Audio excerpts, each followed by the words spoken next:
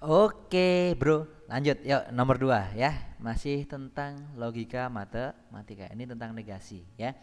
Sebelum membahas tentang nomor 2, kita bahas nomor 2-nya, kita akan beri kalian catatan, bro. Nah, kasih catatan ya. Oke, belum bisa kasih uang jadi ngasihnya catatan aja deh. Nah, sini yuk. Catatan. Oke, yang perlu kalian ingat yang pertama ya, karena di sini tentang negasi, ya kalian harus ingat tentang negasi. Kita akan kasih catatan tentang negasi. Oke, lihat perhatikan. Kalau kalian punya gini misalnya P atau Q, nah ini kalau dinegasikan jadinya apa? Hayo. Betul, negasi ketemu P jadi negasi P. Negasi ketemu atau jadi apa? Dan negasi ketemu Q jadi apa? Negasi Q. Pinter. Gitunya. Kalau atau sekarang kalau saya ganti gini, negasi ketemu negasi P atau jangan atau, dan sekarang dan Q. Gimana nih, ayo? Negasi ketemu negasi. Jadi hilang negasinya, tinggal P aja. Negasi ketemu dan jadi apa? Jadi atau. Negasi ketemu Q jadi apa? Negasi Q. Oh, cere, bro. Oh, cere. Sekarang yang gini. Negasi ketemu dari implikasi gini, P maka Q. Ini gimana? Apakah bisa langsung negasi ketemu jadi P jadi negasi P gitu ya? Negasi ketemu Q jadi negasi Q. Maka jadi apa? Jadi kebalik gitu ya? Enggak ya. Ini contoh yang ngawur. Salah ini ya. Nggak boleh.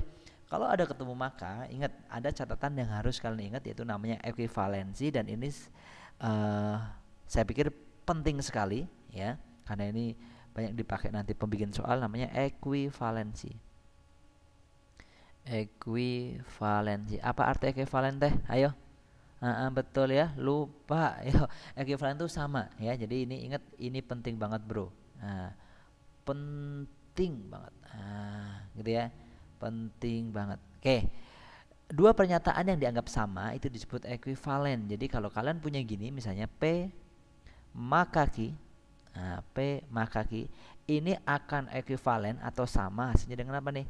Negasi P atau Q. Jadi ini dua pernyataan yang ekuivalen. Kalian bisa cek dengan tabel kebenaran. Lihat, yang penting kalian tahu proses berubahnya. Proses berubahnya gimana? Lihat. P jadi negasi P. Lihat, P di sini berubah jadi apa? Negasi P. Gitu kan? P berubah jadi negasi P. Makanya berubah jadi apa nih? Maka berubah jadi atau. Gitu kan? Kalau Q tidak berubah, lihat, Q-nya tidak berubah. P jadi negasi P, maka jadi atau, Q jadi negasi Q ya. Jadi kalau saya punya contoh yang lain, lihat perhatikan. Negasi P maka negasi Q. Prosesnya adalah P-nya jadi negasinya, negasi P dinegasikan jadi apa? Jadi P. Maka jadi atau. Gitu kan, negasi Q tetap nggak berubah ya kan, Q tetap Q, berarti negasi Q tetap negasi Q. Inilah prosesnya ya, berubah dari maka ke bentuk atau. Ini salah satu bentuk ekuivalensi nanti yang digunakan ya. Makanya kalau kalian ketemu seperti ini, maka gini harus dirubah dalam bentuk ini dia. Jadi negasi dari P maka Q ini bisa dirubah, P maka Q bisa dirubah dalam bentuk apa? Negasi P atau Q gitu ya. Negasi P atau Q. Jadi ini bisa dirubah jadi negasi P atau Q. Sekarang kalian rubahlah negasi ketemu negasi P. Jadi apa? P. Gitu kan? Negasi ketemu atau jadi dan. Negasi ketemu Q jadi negasi Q. Itu dia. Paham gitu ya? Jadi artinya apa? Negasi dari P maka Q itu sama dengan ini. Jadi kan P maka Q itu sama dengan ini tuh. Gitu kan? Sama dengan ini ya, di bawah ini ya. Oke, ini sama sini ya.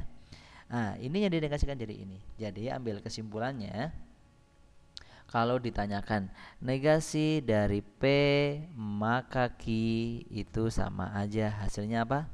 Ya ini dia, yaitu P dan negasi Q. Gitu ya. Sip, tuh. Yang berikutnya, yuk catatan yang berikutnya. Nih tadi catatan yang pertama. Nih catatan yang kedua. Oke, catatan yang ketiga tentang kuantor. Apa kuantor? Betul, tempat bekerja, yaitu mah kantor ya. Sini yuk, kuantor. Kuantor kau pulang boleh nggak? Kuantar itu. Oke, sini yuk. Kuantor. Kuantor itu adalah untuk menyatakan semua atau tidak semua, ya, semua, sebagian atau seluruh, ya. Sebagian atau seluruh. Jadi kalau ada lambang seperti ini lambang untuk semua. Ya. Kalau kalian punya lambang seperti ini untuk lambang beberapa. Nah, gitu ya. Prosesnya contohnya gini deh, kalau kalian punya semua atau semua X adalah P, ya, atau semua berlaku untuk PX gitu ya. Ini kalau kalian negasikan, dinegasikan, ini berubahnya nanti jadi beberapa tidak PX. Maksudnya apa ini Mas ya? Gini maksudnya, contoh-contoh dalam kalimat ya. Contoh dalam kalimat. Semua jelek banget tulisannya ya. Sebentar bro.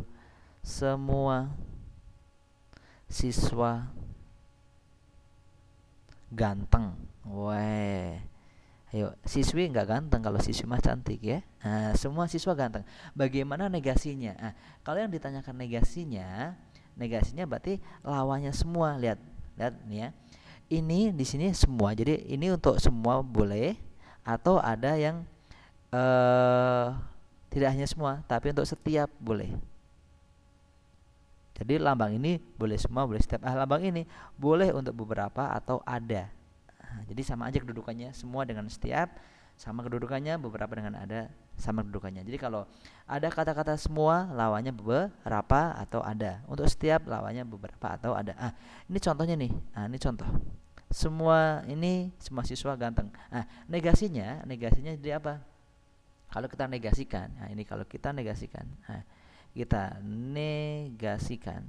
jadinya lawannya semua itu ada boleh, beberapa boleh. Misalnya pakai ada deh. Ada siswa, lawannya ganteng, berarti tidak ganteng. Kasihan deh lu ya, tidak ganteng. Gitu ya, sip. Ya, jadi ini negasinya. Oke. Sekarang mari kita eksekusi soal nomor 2. Lihat, negasi dari pernyataan ini, jika ulangan tidak jadi, maka semua murid bersukaria. Wah, saya tersinggung nih kalau seperti ini ya. Jika ulangan tidak jadi, maka semua murid bersukaria. Saya salah satu oknumnya nih. Jika ulangan tidak jadi, ini misalnya P, maka semua murid bersukaria. Jadi kalau saya jawab di sini, gitu ya. Itu kalimatnya adalah P makaki. Yang ditanyakan lah negasinya ya. Kita kasih negasi dari P makaki udah kita cari tadi kalau kalian ingat. Ini dia negasi dari P makaki, jadinya apa? P dan negasi ki. P dan negasi ki. P itu apa? P itu ulangan tidak jadi. Kita tulis deh. Kalau kalimatnya berarti ulangan tidak jadi.